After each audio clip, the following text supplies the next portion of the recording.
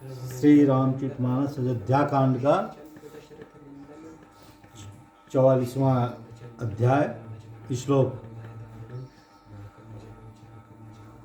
Shri Ramchandra ji one को जाते हुए बचन विनीत मधुर रघुबर के सरसम लगे मातुर करके सहमी सुखी सुनी शीतली बानी जिमि जवास परे पावस पानी।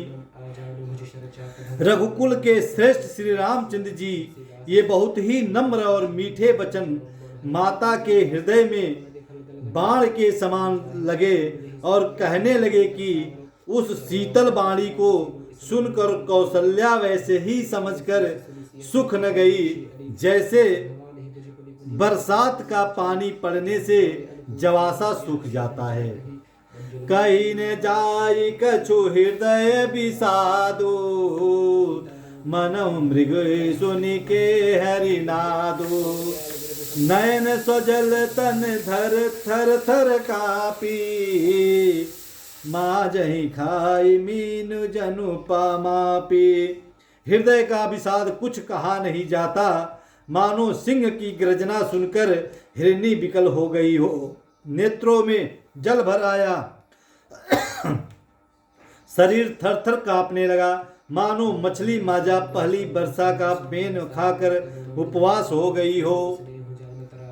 धरि धीरज सुन बदन निहारी गद गद बचन कहती महतारी तात पितहि तुम प्राण पियारे देखी मुदित नित चरित तुम्हारे। धीरज धरकर पुत्र का मुख देखकर माता गदगद वचन कहने लगी, हे तात तुम तो पिता को प्राणों के समान प्रिय हो। तुम्हारे चरित्रों को देखकर वे नित्य प्रसन्न होते थे। राजू देन कहु शुभ दिन साधा कहु जान बन के ही अपराधा तात सुनावहु मोहि निदानु कह दिन कुल भयहु कृषानु। राज्य देने के लिए उन्होंने भी शुभ दिन शोधवाया था। फिर किस अपराध बन जाओगे कहाँ? हे तात मुझे इसका कारण सुनाओ। सूर्य वंश रूपी वन को जलाने के लिए अग्नि कौन हो गया? निरखी राम रुख सचिव सुत कारण कहे बुझाय सुनि प्रसंग रही मूक जिमी दशा बरनी नहीं जाय। तब श्री रामचंद्र जी का रुख देखकर मंत्री के पुत्र ने सब कारण समझाकर कहा। उस प्रसंग को सुनकर वे गूंगी जैसी चुप रह गई। उनका दशा का वर्णन नहीं किया जा सकता। राखी न सकई न काहि सक जाऊ दोई भांति उर दारुन दाऊ लिखत सुधा कर गा लिखिराहु विधि गति बाम सदा सब काहू। न रख ही सकती है न वह कह ही सकती है कि चले जाओ। दोनों ही प्रकार से हृदय में बड़ा भारी संताप हो रहा है। मन में सोचती है कि देखो विधाता की चाल सदा सबके लिए टेढ़ी होती है। लिखने लगे चंद्रमा और लिख गया राहु। धर्म सनेहु भय मति घेरी भय गति साप छुदरु केरी राखऊं सुतहि करऊं अनुरोधु धर्मु जाई अरु बंधु विरोधु। धर्म और स्नेह दोनों कौशल्या जी की बुद्धि पर घेर लिया है। उनकी दशा सांप छछुंदर की सी हो गई। वे सोचने लगी कि यदि मैं अपराध अनुरोध हट करके पुत्र को रख लेती हूँ तो धर्म जाता है और भाइयों का विरोध होता है। काहू जात बन तो बड़ी हानि, संकट सोच विबस बड़े रानी। बहुरी समुझितिय धर्म सयानी, राम भरत दो सुत समझानी। और यदि वन को जाने को कहती हूँ तो बड़ा हानि होगी।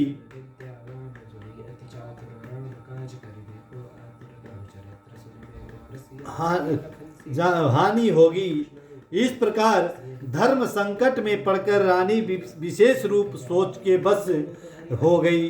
फिर बुद्धिमती कौशल्या जी स्त्री धर्म पवित्र पतिव्रता धर्म की समझ कर यह राम तथा भरत दोनों पुत्रों को समान जानकर सरल स्वभाव राम महतारी, बोली बचन धीर धरी भारी। तात जाऊं बलि कीने उन्हीं का, पितु आयसु सब धर्मक टीका। सरल स्वभाव वाली श्री रामचंद्र जी की माता बड़ा धीरज धरकर वचन बोली, हे तात, मैं बलिहारी जाती हूँ। तुमने अच्छा किया। पिता की आज्ञा का पालन करना ही सब धर्मों का शिरोमणि धर्म है। राजु देन कहि दीन बनु, मोहिन सो दुख लेस। तुम बिनु भरत भूपति, प्रजहि प्रचंड कलेश। राज्य देने को कहकर वन दे दिया, उसका मुझे लेस मात्र भी दुख नहीं है। दुख तो इस बात का है कि तुम्हारे बिना भरत को, महाराज को और प्रजा को बड़ा भारी क्लेश होगा। जो केवल पितु आय सुताता, तो जनि जाहु जानी बड़ी माता। जो पितु मातु कहु बन जाना, तो कानन सत अवध समाना। हे तात, यदि केवल पिता जी की ही आज्ञा हो तो माता को पिता से बड़ी जानकर वन को मत जाओ। किंतु यदि माता पिता दोनों ने वन जाने को कहा हो तो वन तुम्हारे लिए सैकड़ों अयोध्या के समान है। पितु बन देव मातु बन देवी, खग मृग चरण सरोरहु से भी। अंत उचित नृपहि बन बासु, भय बिलो की हित हो हरासु। वन के देवता तुम्हारे पिता होंगे और वन देवियां तुम्हारी माता होंगी। वहां के पशु पक्षी तुम्हारे चरण कमलों के सेवक होंगे। राजा के लिए अंत में तो वनवास करना उचित ही है। केवल तुम्हारी सुकुमार अवस्था देखकर हृदय में दुख होता है। बड़े भागी बनु अवध अभागी, जो रघुवंश तिलक तुम त्यागी। जो सुत कहो संग मोहि ले तू, तुमरे हृदय होई संदेशु। हे रघुवंश के तिलक, वन का बड़ा भाग्यवान है और यह अवध अभागी है जिसे तुमने त्याग दिया। हे पुत्र, यदि मैं कुछ कहूँ मुझे भी साथ ले चलो। जो तुम्हारे हृदय में संदेह होगा। हे माता, इसी बहाने मुझे रोकना चाहती है। पूत परम प्रिय तुम सब ही के, प्राण प्राण के जीवन जी के। ते तुम कहूँ मातु बन जो आऊ, मैं सुनी बचन बैठ पछिताऊ।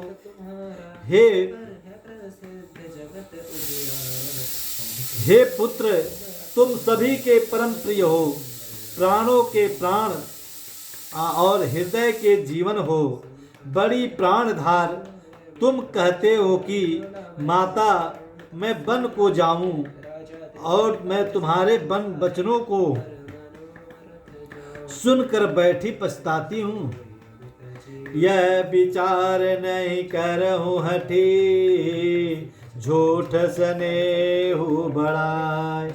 मानि मातु कर नात बलि, सुरत बिसरी जन जाय। यह सोचकर झूठा स्नेह बढ़ाकर मैं हठ नहीं करती, बेटा मैं बलैया लेती हूँ। माता का नाता मानकर मेरी सूद भूल न जाना। देव पितर सब तुम ही गोसाई, राख्यूं पलक नयन की नाही। अवधि आम्बु प्रिय परिजन मीना, तुम करुणा कर धर्म धुरीना। हे गोसाई, सब देव और पितर तुम्हारी वैसे ही रक्षा करें जैसे पलके आंखों की रक्षा करती है। तुम्हारे वनवास की अवधि 14 वर्ष जल है, प्रियजन कुटुंबी मछली है। तुम दया की खान और धर्म की धूरी को धारण करने वाले हो। अस विचारी सोई करहूँ पाई, सब जियत ते भेंट हूँ आई। जाऊ सुखे न बनही बलि जाऊं, करी अनाथ जन परिजन जगाऊं। ऐसा विचार कर वही करना जिसमें सबके जीते जी तुम आ मिलो। मैं बलिहारी जाती हूँ, तुम सेवकों परिवार वालों को और नगर भर को अनाथ करके सुख पूर्वक वन में जाओ। सब करे आज सुकृत बल बीता, भयऊं कराल कालु विपरीता। बहुविधि बल बिलप चरण लपटानी, परम अभागिनी आपु ही जानी। आज सबके पुण्य का फल पूरा हो गया, कठिन काल हमारे विपरीत हो गया। इस प्रकार बहुत विलाप करके और अपने को परम अभागिन जानकर माता श्री रामचंद्र जी के चरणों को में लिपट गई। दारुण दुसई दाऊर व्यापा, बरन न जाई बिलाप कलापा। राम उठाई मातुर लाई, काहि मृदु बचन बहुरी समुझाई। हृदय में भयानक दुख संताप छा गया। उस समय के बहुविधि विलाप वर्णन नहीं किया जा सकता। श्री रामचंद्र जी ने माता को उठाया और हृदय से लगा लिया और फिर कोमल वचन कहकर उन्हें समझाया। समाचार ते ही समय सुनी, सुनी सिय उठी अकुलाई। जाई सासुपद कमल जुग, बंदी बैठे सिरुनाई। उसी समय वह समाचार सुनकर सीता जी अकुला उठी और सास के पास जाकर उनके दोनों चरणों को कमलों को वंदना कर सिर नीचा करके बैठ गई। बोलिए श्याम रामचंद्र की जय, श्री राम लल्ला की जय। जय जय श्री राम।